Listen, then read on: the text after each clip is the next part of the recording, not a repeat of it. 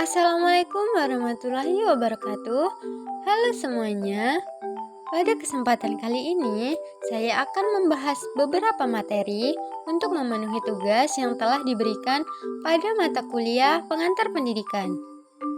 Sebelum kita masuk ke materi, saya akan memperkenalkan diri terlebih dahulu. Perkenalkan, nama saya Silviana Purtilavianti dengan NIM F1081231036. Saya merupakan mahasiswi dari kelas reguler 1B, Program Studi Pendidikan Guru Sekolah Dasar, Fakultas Keguruan dan Ilmu Pendidikan, Universitas Tanjung Pura. Baiklah, langsung saja kita masuk ke materi. Materi kali ini akan membahas tentang apa itu pedagogi, andragogi, dan heutagogi.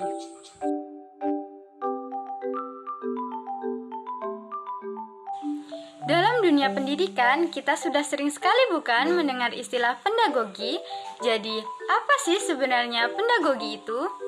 Pedagogi adalah pendidikan yang lebih menekankan pada praktek menyangkut kegiatan mendidik dan kegiatan membimbing seorang anak. Contohnya seperti proses pembelajaran yang ada di SD itu termasuk dalam pedagogi, di mana siswa sangat bergantung pada pendidik atau guru. Guru dianggap sebagai sosok yang berkuasa. Dalam proses pembelajaran pedagogi, anak didik bukan sebagai sumber belajar, tetapi guru sebagai seorang pendidik yang harus menambahkan pengetahuan kepada siswa. Pada sudut pandang orientasi pembelajaran pedagogi berpusat pada subjek atau disiplin ilmu. Ketika kita mengajar anak-anak biasanya berdasarkan pada penghargaan dan juga hukuman. Anak kecil lebih menyukai reward. Misalnya, ketika kita memberi pertanyaan pada anak dan akan diberi hadiah jika bisa menjawabnya, ini akan memacu semangat belajar pada anak. Nah, selanjutnya mengenai andragogi. Berbeda dengan pedagogi, andragogi adalah teori dan praktek pendidikan yang berfokus pada pembelajaran orang dewasa. Contohnya, proses pembelajaran yang ada dalam dunia perkuliahan. Ini termasuk dalam andragogi. Andragogi memahami bahwa orang dewasa memiliki kebutuhan, pengalaman, dan motivasi yang berbeda dalam proses pembelajaran mereka. Pendekatan ini sering menekankan pada pembelajaran mandiri, pengalaman nyata, dan keterlibatan aktif orang dewasa dalam proses pembelajaran mereka. Pada andragogi, sumber belajar bisa didapat dari teman yang lebih memahami atau menguasai materi yang ada. Pada sudut pandang orientasi pada andragogi berpusat pada tugas atau masalah yang sesuai dengan kebutuhan nyata. Ini dikarenakan kita harus mempersiapkan diri untuk menghadapi real situation. Nah, selanjutnya mengenai heutagogi. Heutagogi adalah menawarkan kebebasan kepada pembelajar untuk menentukan sendiri belajarnya berdasarkan keinginannya, kemampuannya, serta keterampilannya. Contohnya, ketika seorang mahasiswa yang mempunyai kemampuan atau keterampilan lain di luar program studi yang dijalankan, tetapi ia ingin mengembangkan kemampuannya tersebut. Peristiwa seperti ini sudah termasuk dalam tahapan heutagogi. Dalam pendidikan ada 6 unsur penting. Yang pertama, tujuan pendidikan. Ke arah mana bimbingan dan proses pembelajaran merupakan tujuan dari pendidikan.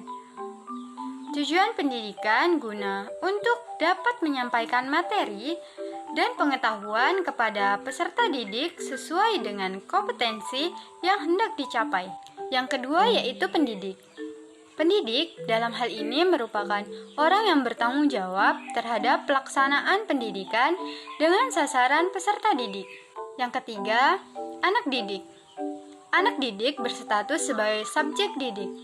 Mereka adalah individu yang belajar, mengembangkan pengetahuan, keterampilan, dan pemahaman. Pengajaran dan pembelajaran dirancang untuk memenuhi kebutuhan mereka. Yang keempat, isi pendidikan. Dalam sistem pendidikan KKNI perlu disesuaikan antara standar kompetensi atau profil lulusan dengan capaian pembelajaran yang diharapkan dari satu program studi. Capaian pembelajaran dirinci ke dalam capaian pembelajaran sikap pengetahuan keterampilan umum dan keterampilan khusus. Yang kelima, alat pendidikan. Alat dan metode pendidikan merupakan sarana untuk mencapai tujuan pendidikan. Alat pendidikan dalam hal ini merupakan jenis bahan ajar yang digunakan, sedangkan metode pendidikan merupakan sebuah cara untuk menyampaikan materi dengan memperhatikan efisiensi dan efektivitas. Keenam, lingkungan pendidikan. Tempat di mana peristiwa bimbingan atau proses belajar mengajar berlangsung disebut lingkungan pendidikan. Lingkungan pendidikan berpengaruh pada tercapainya tujuan pendidikan. Nah, mengapa sih keenam unsur pendidikan ini saling berkaitan? Keenam unsur pendidikan ini saling berkaitan dan saling memengaruhi karena mereka membentuk ekosistem pendidikan yang utuh. Lalu selanjutnya, apa saja sih sifat yang harus dimiliki oleh seorang pendidik? Seorang pendidik harus memiliki sifat yang berwibawa, tegas, dan wajar. Kewibawaan merupakan syarat mutlak dalam dunia pendidikan. Adanya kewibawaan, segala bentuk bimbingan yang diberikan oleh pendidik akan diikuti secara sukarela oleh anak didik. Seorang guru yang berwibawa mampu mengembalikan suasana yang tidak kondusif menjadi kondisi yang penuh ketaatan pada peraturan hanya dengan kehadiran fisiknya saja. Guru yang berwibawa tidak perlu mengeluarkan banyak energi untuk menegur atau menyuruh siswa. Guru juga tidak perlu mengeluarkan suara keras ketika menyuruh siswa tersebut.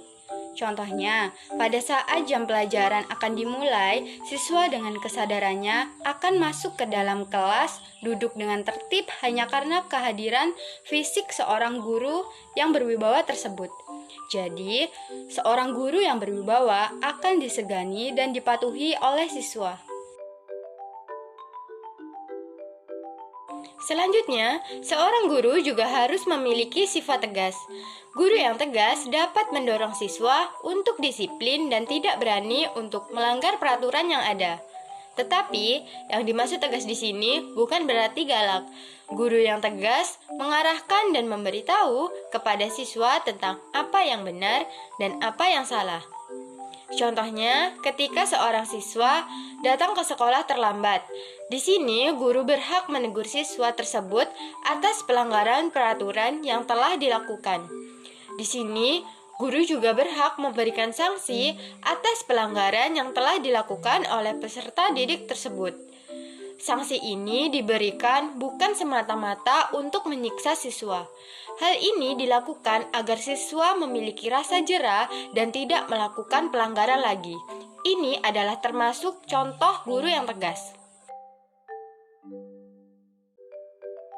Seorang guru juga harus memiliki sifat wajar agar peserta didik relatif tidak merasakan perubahan dalam proses pembelajaran. Seorang guru yang wajar dapat menciptakan lingkungan yang lebih terbuka dan mendukung. Jika seorang guru tidak bersifat wajar, terlalu otoriter, atau keras dapat membuat siswa merasa takut atau tidak nyaman. Contohnya, ketika guru melakukan proses pembelajaran dengan sifat otoriter dan berbicara dengan intonasi yang tinggi dapat membuat siswa merasa takut atau tertekan. Ketika siswa merasa takut atau tertekan, pelajaran apapun yang diberikan oleh guru akan sulit untuk dipahami. Jadi, peran guru di sini diharapkan dapat menciptakan proses pembelajaran yang sewajarnya. Seperti pada proses pembelajaran di sekolah dasar, guru dapat melakukan proses pembelajaran dengan memasukkan unsur permainan atau game dengan tidak mengesampingkan isi materi yang harus disampaikan.